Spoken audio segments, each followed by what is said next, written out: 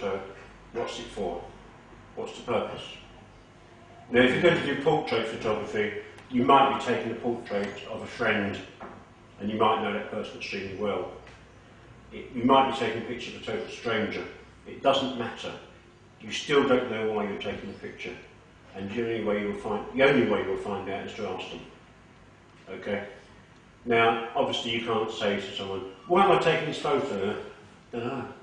But you've got to talk to the person and find out the purpose, because does she want, for example, a photo for her company website that shows her as a calm, confident, assured executive, or helpful, friendly customer liaison officer, or whatever the word is?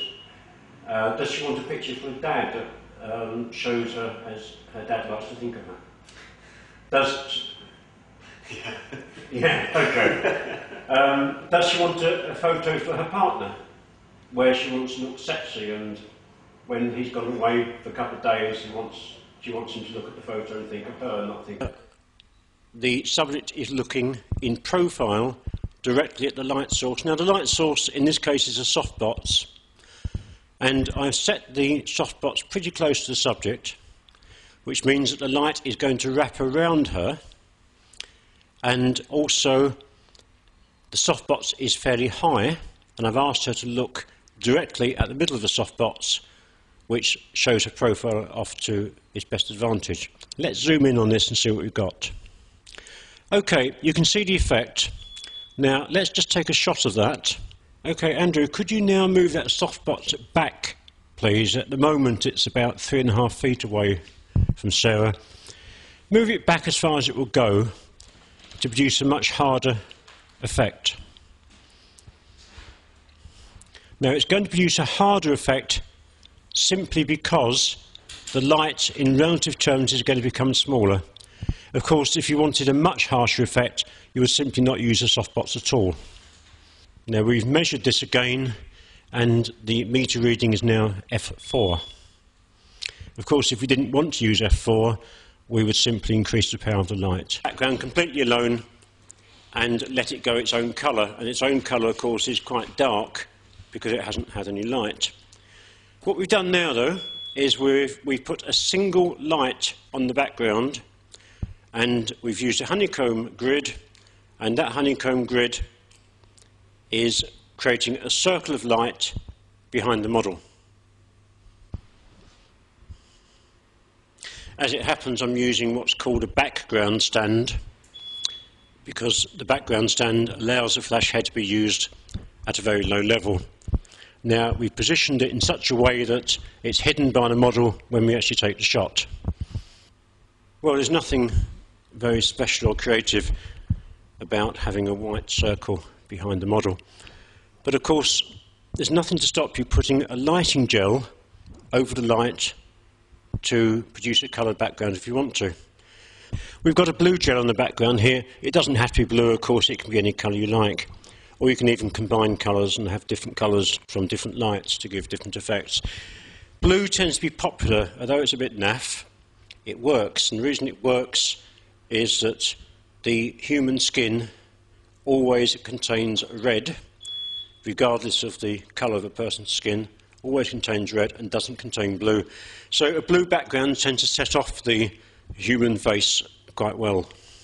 The so-called high key effect with a pure white background with no detail in the background at all. Now, we've lit it to do just that. What we've done is we've put two lights in the background, and those two lights in the background are about 2 stops brighter than the light reaching our subject. Okay, what's going to happen, therefore, is the background is going to be quite a lot overexposed, 2 stops overexposed.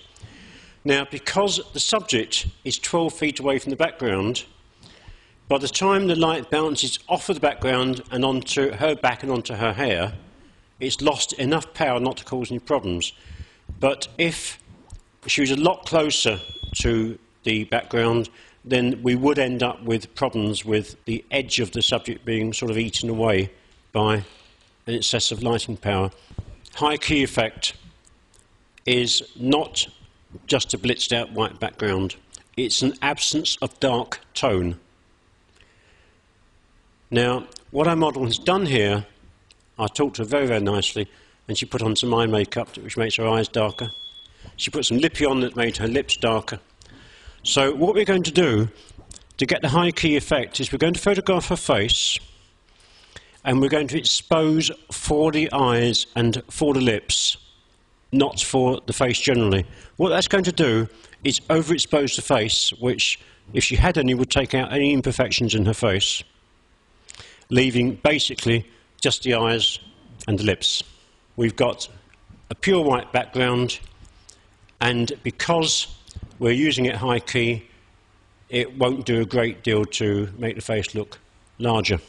One light each side of your subject of equal power, then all that ends up, unfortunately even Sarah, a slim face, would end up with a fat face, because both sides would be evenly lit and the face would just grow, which is not what we want. Now, if you then say, right, okay, we won't do that, we'll have one twice as bright as the other, or 3 times as bright as the other, whatever, that's fill lighting. No, it isn't fill lighting. It's still two suns, one's just less bright than the other. Okay? It doesn't work. So what we do is we go back to basics and say, what is a fill light? Okay, a fill light is a general light that lights the whole of the subject. The whole thing. Okay? If you put a main light on this side and a secondary light here, each light will light part of the subject, not the other. So it's not a fill. Okay? So if you've got your main light here, for example, well, it doesn't matter where your main light is. Wherever your main light is, that goes where you want it to go to get the effect you want to achieve. Okay. Where does your fill light go? It goes immediately in front of the camera. If it doesn't go there, it doesn't light the whole subject. If it doesn't light the whole subject, it's not a fill light.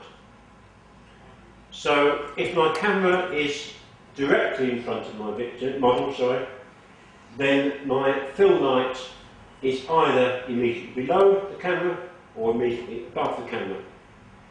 As close to the camera as it can be, basically.